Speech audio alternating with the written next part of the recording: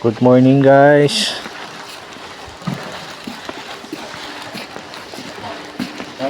Sama na malapit Pasummer na talaga. Medyo hindi na ganong malamig ngayon. Tapos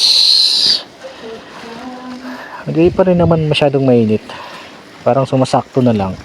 Yung hangin malamig pero yung araw medyo lumalaban na yung init niya. So at dito na kami sa baba. Continue na kami sa pagpapalis dito and then pag-spray.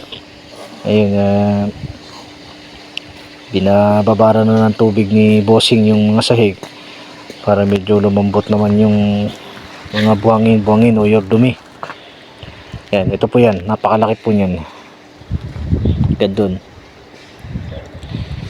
yung restaurant na po na yan na nakikita nyo, yan po yung area ni Boss Lando. Yan, nasa baba. Yan po yung, dyan po siya nakadestino sa summer. Si Boss Pastor naman po doon siya sa main. Yun kahapon doon sa may banda sa may reception sa baba nun. Merong kusina doon naman po siya. Siya po ay tagahugas o tinatawag nila ditong lansa sa Greek language. Si Bossing naman hindi ko sure kung isang area siya banda kasi malayo-layo daw siya dito banda. Yan.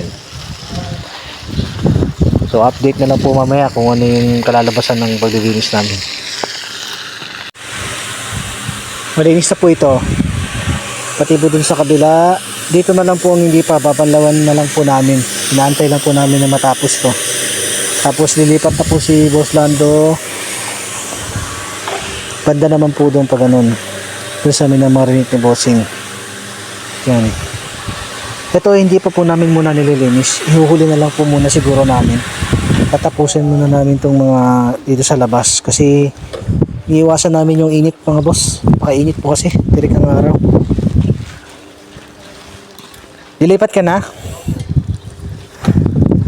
Sige. Nilipat na po siya na iba area. Doon na po yan magdidiretso doon.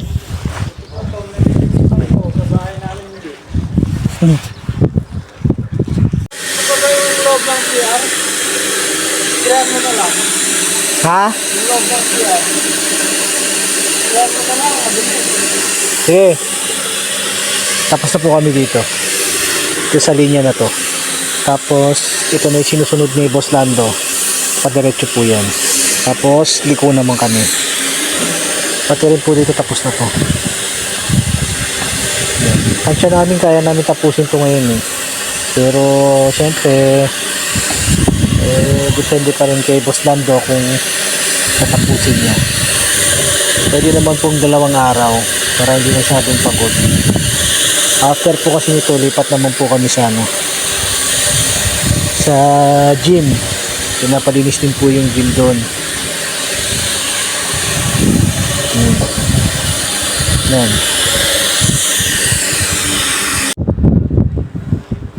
Natapos na po namin itong kalahati mga boss. Mula dyan hanggang dito po.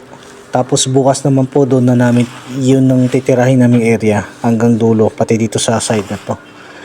So time check po tayo ngayon mga boss. Last 3 Gs na po. Magpapahinga na po kami. Nag-liquid na rin po kami. So hanggang dito na lang po muna mga boss. Maraming salamat po sa panonood.